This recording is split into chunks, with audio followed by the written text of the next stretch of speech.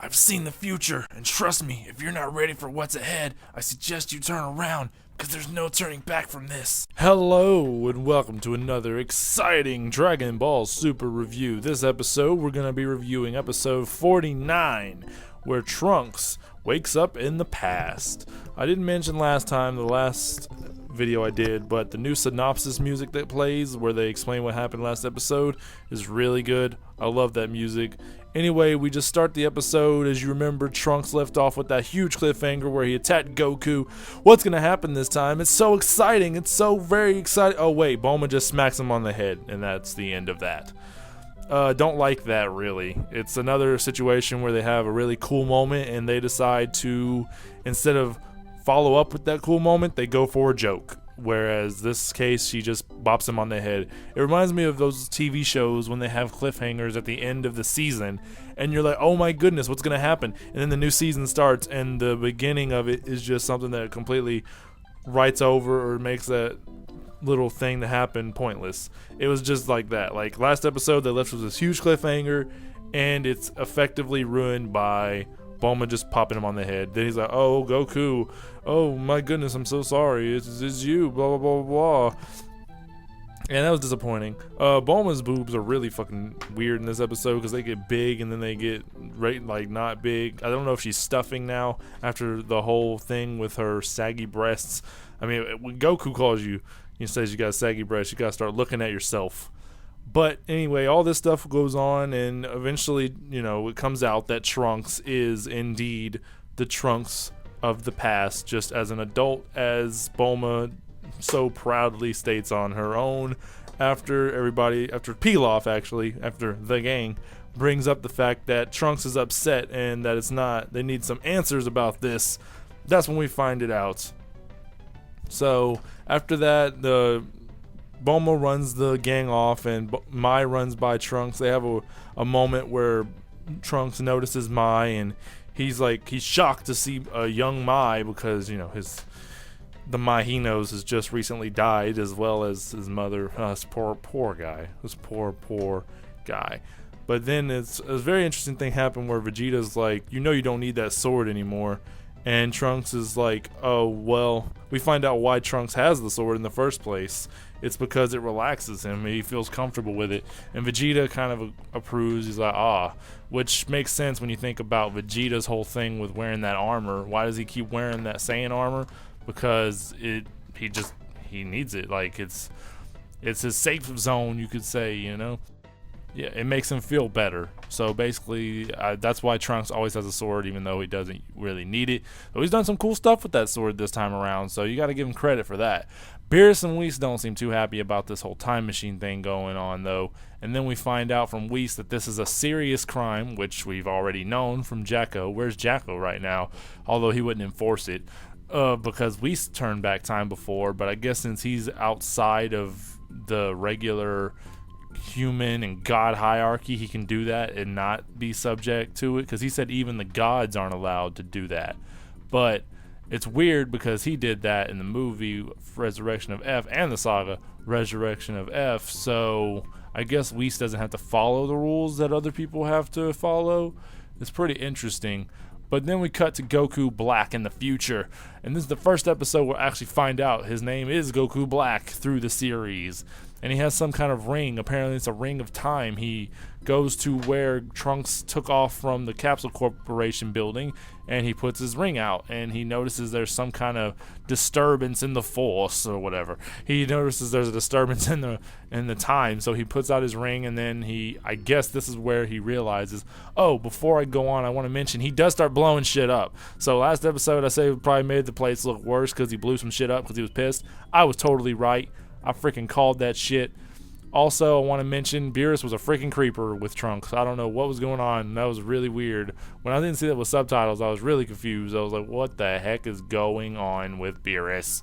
But anyway, Beerus wants to destroy the Earth because he says that it's the perfect punishment for doing something so heinous as going back in time, because they hadn't believed that anybody, especially humans, could come up with such a thing. Bulma's proud of it, but Trunks is like, oh no, please don't do it, God. I promise that just let me take the hit. And then he's talking to Whis, and Whis is like, that's God over there, pointing to Beerus. And Beerus gets pissed off because Trunks doesn't recognize him as a god. I thought that was funny. And he's like, oh, I'm sorry, God. And Bulma tries to warn him that he's the god of destruction. Probably don't want to piss him off. So it looks pretty bad. Beerus decides that if he can get a delicious treat, that he will let this slide, because let's face it, at this point Beerus and Whis are friends with these people. I don't think he really wanted to destroy them, so he made up this little thing. You give me a good food, I'll forget about it and I won't do anything. So Bulma sticks her sausages in everybody's mouth and everybody's happy. Everybody goes on with their merry old fine lives after that. After that, we cut to Gohan. Oh, fuck, where is Gohan, actually? Since I said that, where's Gohan in all of this? Seriously, like, people are saying this is going to be Gohan's big return. I haven't even seen Gohan. Like, where the hell are you, Gohan? What are you doing? Like, everybody else can notice the disturbance going on, but you can't. Ugh. Anyway, speaking of Gohan, we're going to go to Piccolo and Krillin, who are told by Chi-Chi that Trunks is back, or, well, not that Trunks is back, but that the time machine has been found, and Piccolo puts it together. So they go to check it out. And Goten tries to go check it out, but Chi-Chi stops him and says, no, you have to study. And I try to defend Chi-Chi about the whole Gohan thing, like Gohan wanted to study, blah-de-blah-de-blah. But when she does stuff like this, it's really hard to excuse. And she said the same stupid thing she said in the original Z, where she's like, I don't care about the Earth being destroyed. You gotta study. This is more important. I am seriously getting tired of Chi-Chi. Like, I want Goten to go. I want Goten and Trunks to fuse and show Trunks the fusion of Gotenks. Like, I want him to see that. And Chi-Chi is going to ruin that because she wants Goten to study. I really hope Goten makes it this way. I'm just getting tired of Chi-Chi pulling the same crap. And it doesn't even follow, because Chi-Chi was okay with Goten being a fighter. I guess once Goku was alive, she changed her ways. Because before Goku was back alive, she was totally fine with him being similar to Goku, as in fighting and stuff like that. But now that she has Goku back, I guess she doesn't care, and she just wants him to be a study-holic, and it's just so annoying. Anyway, we see Bulma in the time machine. Pilaf has a hilarious moment where he wants to buy a drink from the past because he messed his chance up, and he lost his 100 zenny little coin. Classic Pilaf. Bulma gets annoyed by not understanding anything in the time machine because her future self did it, not herself. And bam, she hits it in classic cartoony style, where you just hit something and something pops out. Turns out older Bulma has left a book of information and some somatics about the time machine so that the present Bulma can fix it up, and so that Trunks and the people that can help him can go to the future and save the future. Sounds familiar, right? But interestingly enough, there is something cool that happens in this episode. This episode is definitely one of the weaker episodes of the three. However, in information, it's really, really high. So without subtitles, I was really bored. But now that I've read the subtitles, I actually quite like this episode because it opens up a lot of lore and information that we didn't know. Goku and Vegeta ask Trunks, is it Boo who caused all this trouble? Where Trunks says, Boo? No, I took care of Boo. And we find out that Trunks didn't have to deal with Majin Buu. A question that has been asked beyond all time, throughout all time, is, did Majin Buu appear in Trunks' future? People will assume that no, it did not because of Cell, but apparently it took longer, but Buu eventually was sort of showing up. Babidi shows up with Dabura, and I don't think that they had the whole like base and stuff yet, so maybe it was fairly quick when Trunks found them. But they did show up. It was awesome to see Dabura again. I freaking love that guy, so it was awesome to see him. He looked great.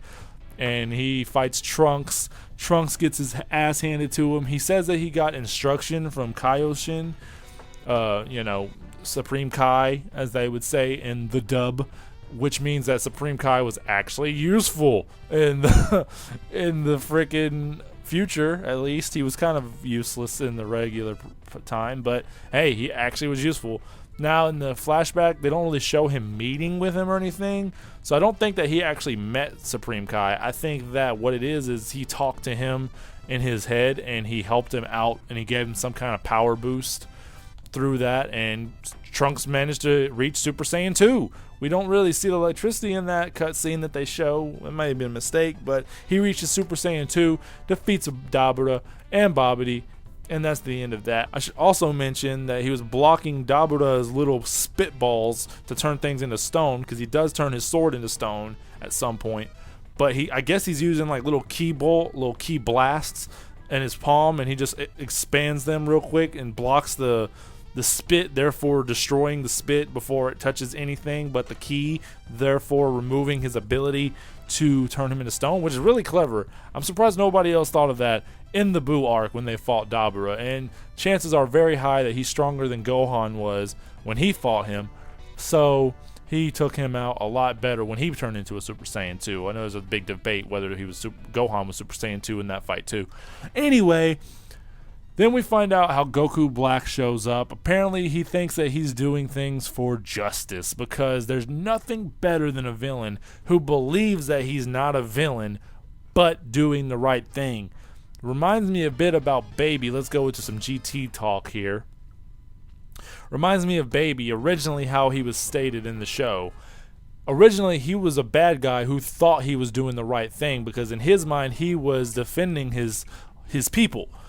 But eventually, DragonBallGT decided to turn him into an average villain. I hope that doesn't happen in this case, where Baby just was evil. He didn't really care about his people. He was willing to hurt them to do, what he had to do. He just became the typical bad guy. I'm hoping that's not going to happen with Goku Black. I do like that Goku Black thinks that he's on a mission, and he is actually thinking that he's doing the right thing. It's awesome, but it's interesting because he says that he introduced himself as Son Goku, which is really weird, because that confirms that he is indeed Goku Black, because he calls himself Goku. I thought it was funny the way Kakarot. I thought it was funny the way Goku's like, oh man, Goku Black sounds so much cooler than my name. And we find out that it was Bulma from the future who gave him that name. Very interesting naming source. I mean, it's very simple. He calls himself Goku. He's wearing black clothes. He's wearing black clothes. We'll call him Goku Black. Easy peasy, lemon squeezy, enter the dragon. But that's about it for that anyway. I think it's funny that Vegeta calls Trunks a coward in this episode, saying that he ran. Bulma tells them that that's not the case, and then she goes on, she clears the sausage skin from the table, and she shows everybody her future notebook, and that she can basically create fuel for the time machine and all that. So maybe that blue liquid from the last arc that we probably shouldn't mention isn't going to be a part of the whole reason why they get back. Bulma talks about how future Bulma intended for them to bring back people from the past to the present, well, their future, to save him, and we knew that already because she kind of already told Trunks that. Vegeta has a little moment where he's proud. He's like, oh yeah, that's right, she wanted me to kill Kakarot, because I think that was fun. I think Vegeta took pride in the fact that his wife was like, oh yeah, my husband can do it, I believe in him. And he's like, yeah, I want to do it. And Goku's like, but no, it's not me, it's just a guy saying he's me. He's like, you're not really killing me. I thought that was funny anyway. I found it funny. But after that, Goku and Trunks have an awesome fight, short fight. We get to see the return of Super Saiyan 2 from Goku, and because Trunks goes Super Saiyan 2 off the bat, and Goku says, oh, I'll do that too. And then they fight it out. Trunks is actually pushing Goku back a bit, so he's holding his own against Super Saiyan 2 Goku, which at this point would be a lot stronger than before. So that's pretty strong for the Trunks. He's definitely above the Majin Buu level, I think, at this point. Maybe not like Kid Buu or Super Buu, but he's definitely up there. Well, maybe, I don't know. Goku might be strong. The power scaling is really weird in this series, but then Goku shows him, oh my goodness, I lost my shit when I saw this. He shows him Super Saiyan 3, effectively showing Trunks everything he missed out on after he went back to the future. He shows Super Saiyan 3, which is so crazy because Akira said that we weren't going to see Super Saiyan 2, Super Saiyan 3 anymore. But here they are on Goku's body. It's like, I'm shocked. Like, what? How is that a thing? Like, I was just shocked that he said that we ain't going to see these again, but Toei brought him back anyway. I don't know if this was in the script that he went those forms or not, but I thought that was amazing to see that again. And Goku took him out no problem once he was Super Saiyan 3. Trunks hits him with the best hit he got, going back to the original Dragon Ball Z where he hits him with the sword. Goku, once again, just like before, blocks, but this time with 2 fingers, pushes Trunks back, jumps up, and then bam, knocks his ass down into the ground with a big old fist to the face. And he says he's okay. You know, everybody's happy. It's just a fun time. Oh yeah, Bulma has this cool little device that creates a sphere, because when Goku and Trunks were going, like, just powering up, the whole world was just going into disarray. Like, everybody was starting to fly around on Earth, like, far away from here. Like, people were losing their shit. So she has those little bubbles she creates, which lets them go all out in a fight, which we find out isn't true, because Goku does break that when he goes, bam, knocks Trunks into the ground. But I thought that was interesting. Weird power scaling again, because that didn't even, like, that wasn't even the level of insanity that was going on when Goku and Vegeta were in Super Saiyan Blue. So why is that happening when they're Super Saiyan 2? It's really freaking confusing. It's really weird. I don't know. This show just doesn't make sense with powers. This show just doesn't make sense with feats. Because we had Goku and Beerus almost destroying the universe, then they're not, then everything is just going crazy around them. It's just weird. Like, I don't know, but we're not going to go on that tangent anymore. But then Goku Black shows up. Okay, I was wrong. He didn't just he did teleport. He didn't just make a, visual message to them. He does come to the past. Then we go on. Now we'll go on to episode 50, predictions. It's pretty straightforward. Goku Black is going to fight Goku. It's in the title. It's going to be great. I feel like the next episode's going to be intense. I can't wait. We probably won't get that much more lore from the episode, but we will probably most likely, assuredly, get an awesome fight scene. Because so far, the fight with Goku Black and Trunks was awesome. The one with Goku and Trunks was awesome. It's kind of funny they're both with Goku. But next week, Goku Black versus Goku, I hope that something happens, story-driven as well, but the fights are going to be awesome. So it looks like Goku Black is taking on Goku at his base form, no, not his base form, at his Super Saiyan 2 form, which was giving Trunks some trouble. So, with that being said, I guess this would go back to what I said before. Maybe I'll repeat that in a different way. That effectively means Goku Black is one bad mother jammer, because if he's up to Goku above his base, that means he's well above what they were at the Buu arc, which means he's well above Frieza, which means that Goku Black is somebody to be reckoned with. I'm curious to why he calls himself Son Goku. I'm hoping that'll come out in between the fight next episode, but that's what I think is going to happen. Goku and Goku Black are going to fight. Maybe at the end, Vegeta's going to interfere and try to take on Goku Black, because Goku Black looks like he's, like, shivering in one scene of the episode, and then, like, there's, like, this big blast, and then Goku's seen just getting thrown against a wall, similar to how he threw Trunks against that building. But that's going to be the end of that, and we're done with this review. Peace out, peoples.